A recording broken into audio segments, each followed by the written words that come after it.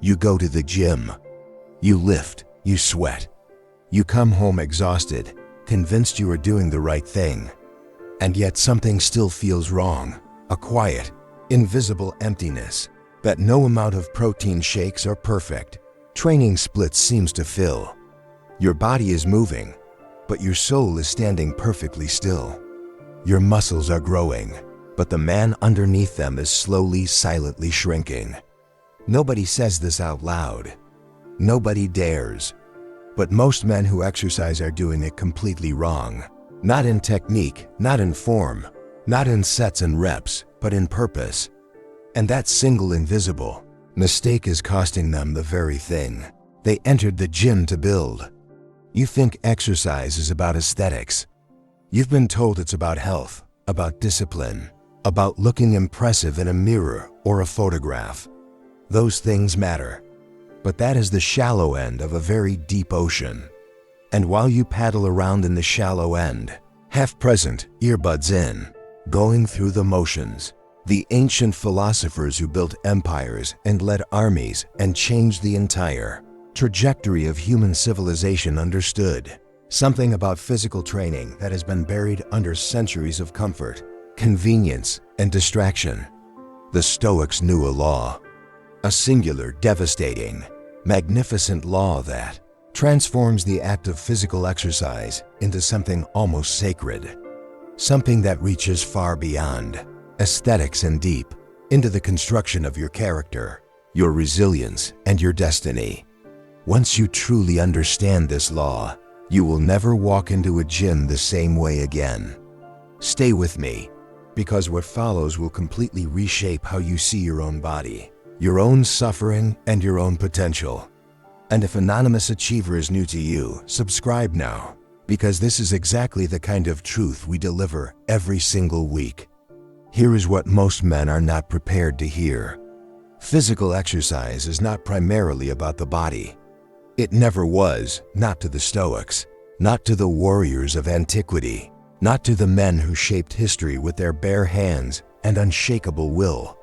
To them, the body was a vehicle, and how you treated that vehicle was a direct reflection of how you treated your mind, your character, and the invisible architecture of your soul.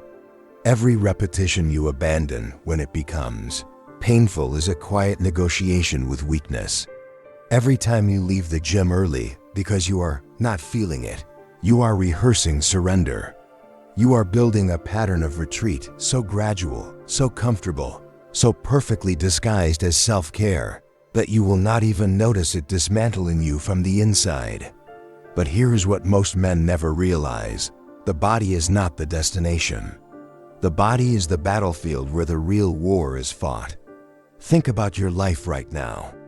Not the version you post online, the real one. The one where you wake up some mornings with a quiet, nameless dread you cannot explain. The one where you set intentions and then quietly abandon them. The one where you look in the mirror and feel a vague, persistent disappointment you cannot quite name. That feeling has a name. It is the feeling of a man who has not yet truly faced himself. And the most terrifying part is this: the gym was supposed to fix it. That was why you started.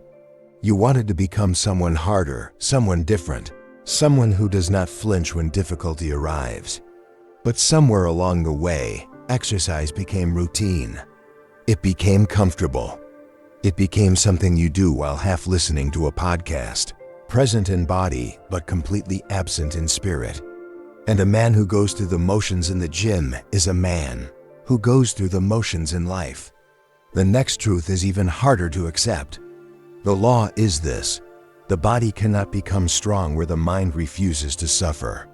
Read that again. The body cannot become strong where the mind refuses to suffer. This is not poetry. This is not metaphor. This is the most literal, biological, neurological truth about human transformation that has ever been discovered. When you step into physical difficulty and you remain there, when you hold the bar and breathe through the burning and choose not to quit, you are not simply building muscle tissue. You are constructing neural pathways of resilience. You are writing new programming into your nervous system that says, I do not flee from hard things. I endure, I persist, I overcome. And that programming transfers everywhere. It transfers into your work, your relationships, your grief, your fear. The body is the training ground. Suffering is the curriculum. Discipline is the teacher. The man who avoids discomfort in the gym will avoid it everywhere. Stay with me, because this changes everything. Most men believe exercise is a transaction. They invest an hour and expect a result in return. They see the body as a machine that trades labor for aesthetics. And this is precisely why so many men train for years and still feel inexplicably empty, because they are negotiating with the body while completely neglecting the mind. The Stoics would have found this deeply troubling. To Marcus Aurelius, to Seneca, to Epictetus, the physical and the philosophical were never separate. They did not train to look impressive. They trained to be capable, ready for war, for hardship, for loss, for the 1,000 unexpected cruelties that life delivers without warning or apology. Can you relate to this? Have you noticed that the men who are most physically disciplined also tend to be the most mentally resilient? That is not coincidence. That is cause and effect operating at the deepest layer of human nature. The body is the mind's first classroom, and every morning you choose to enter that classroom and suffer willingly. You are graduating into a version of yourself that the majority of men will never encounter. What would happen if you truly committed to that today? Marcus Aurelius wrote in his private journal, never intended for publication, written for no eyes but his own, that a man must maintain physical discipline not for vanity, but because the body's decay always mirrors the decay of the mind. Seneca warned with brutal directness that luxury and softness are the quiet assassins of greatness, that the man who surrenders his body to comfort has already surrendered something far more valuable.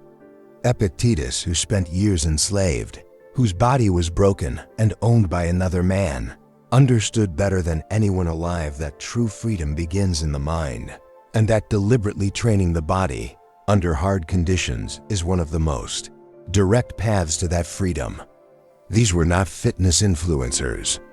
These were philosophers who witnessed empires collapse, who counseled dying emperors, who understood that a soft body is almost always the symptom of a far softer philosophy. There are two men inside this moment right now. The first man treats exercise as obligation. He trains when motivation visits him. He quits when the pain exceeds his comfort threshold. He negotiates with weakness and tells himself he will be more consistent next week, next month, when life settles down. He is still waiting for the perfect conditions to become who he claims he wants to be. The second man has understood the law. He walks into the gym not to look better, but to become harder. He selects the heavier weight on purpose. He holds the difficult position an extra 30 seconds because he knows those 30 seconds are writing his character in permanent ink. He is not sculpting a body. He is forging an identity, the identity of a man who does not flinch, who does not negotiate with difficulty, who has looked directly at his own weakness and chosen to walk through it. That man is not born. He is built. Rep by agonizing rep. Set by grinding set. Breath by deliberate breath. Comment Dragon below if you are choosing right now to become that second man. Be honest with yourself for one full moment. When was the last time you genuinely pushed past the point of comfort in your training? Not past injury, not past reason, but past comfort. Past the voice inside that whispers, "That is enough," when your body still has more to offer. Most men never cross that line. Most men exist in a permanent state of moderate effort, enough to feel like they accomplished something, never enough to actually change anything fundamental. And that moderate effort is producing a moderate life. A life where nothing is truly catastrophic, but nothing is truly extraordinary. A life of perpetual almost. The Stoics called this the quiet tragedy of an unlived existence. Not a life of disaster, but but a life of permanent potential, never activated. The gym is where that pattern begins or ends. Every single day, you decide whether you are a man who meets difficulty directly or a man who perpetually manages it from a careful distance. Hope, however, exists, and it lives in what comes next. There is an enemy more dangerous than any rival or failure you will ever face. Its name is comfort. Modern civilization has been engineered deliberately, precisely, and profitably to keep you comfortable. Comfortable seats, comfortable entertainment, comfortable opinions, comfortable validation from strangers who want nothing but your attention and your time. And inside that comfort, something ancient is dying. The part of you built to struggle, to endure, to suffer productively, to emerge harder from resistance. That part is being slowly sedated by convenience. Every time you choose delivery over the walk, the elevator over the stairs, the couch over the cold floor where you do your work, you are feeding the enemy. Comfort is not your reward. Comfort is your cage. And the men who break that cage, the men who select voluntary suffering daily, deliberately, with full awareness, those are the men history remembers. Subscribe now if you intend to become one of them. Here is where everything converges. Imagine a man who wakes up tomorrow and makes a real decision, not a motivation-fueled declaration, but a true, cold, clear decision that every time he enters physical difficulty, he will treat it as a ceremony of becoming. Not a chore, not a punishment, a ceremony. He grips the bar and internally says, "This pain is the price of transformation, and I will pay it fully." He runs when his legs are screaming and says, "This suffering is the curriculum, and I am a willing student." He sits in the silence after a brutal session, sweat-soaked and broken, and says, "I am being rebuilt in this moment," because he is. Every time a human being chooses voluntary suffering over comfortable avoidance, a real neurological rewiring occurs. The brain learns that you are safe inside difficulty. The nervous system learns that hard things do not destroy you. And across hundreds of these small ceremonies of endurance, a completely new man emerges. Not a man waiting to feel ready, but a man who is ready because he has suffered, survived, and chosen deliberately to suffer again. Comment Unbreakable if you are stepping into this transformation right now. This is the law the Stoics lived by and the modern world has chosen to forget. The body is the first battlefield of the mind. If this video gave you something real, share it with one man who needs to hear it today. Leave your comment. Subscribe to Anonymous Achiever, because every single week, we bring you the ancient wisdom the comfortable world is too distracted to confront. As Marcus Aurelius understood, what stands in the way becomes the way. Now go train.